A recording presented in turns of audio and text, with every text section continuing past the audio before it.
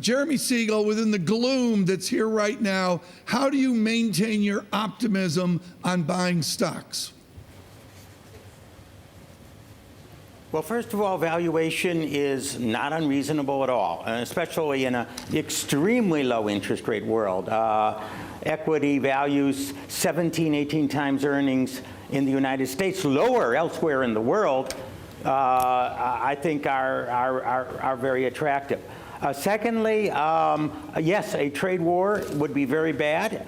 I cannot see Trump pushing that to the end.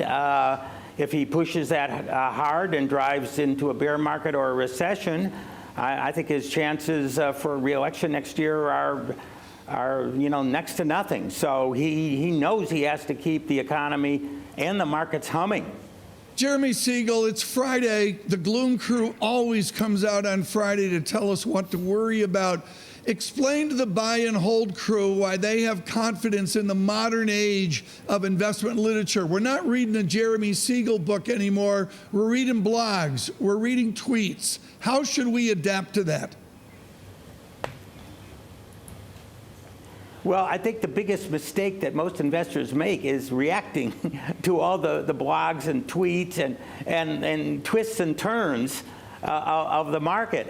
Staying in stocks is probably the single best advice that one could stay. Don't be scared out whenever there's a decline, when there's bad news coming out. In fact, we all know when there's really bad news and you get down 20%, that's a time to actually put a little bit more in the market. Long run, that has been the winning strategy. I see nothing that tells me that should change in the future. This, Professor Siegel, is despite the possibility of the trade war getting worse. What's the impact that has on stocks? Well, a trade war is going to be bad. If Trump raises the 25% on,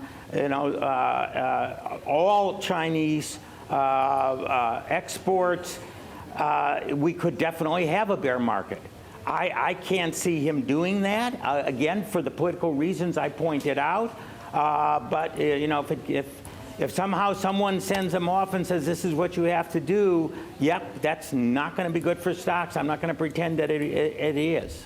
Jeremy Siegel, very quickly, or I need a price target from Jeremy Siegel. Come on, it's Wharton. We're data specific. 1 year out, where's the Dow?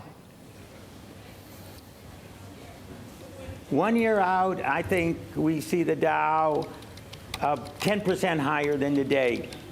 I'm going to say that would be a little bit on more than 5 to 10 would be my estimate of a range for the Dow.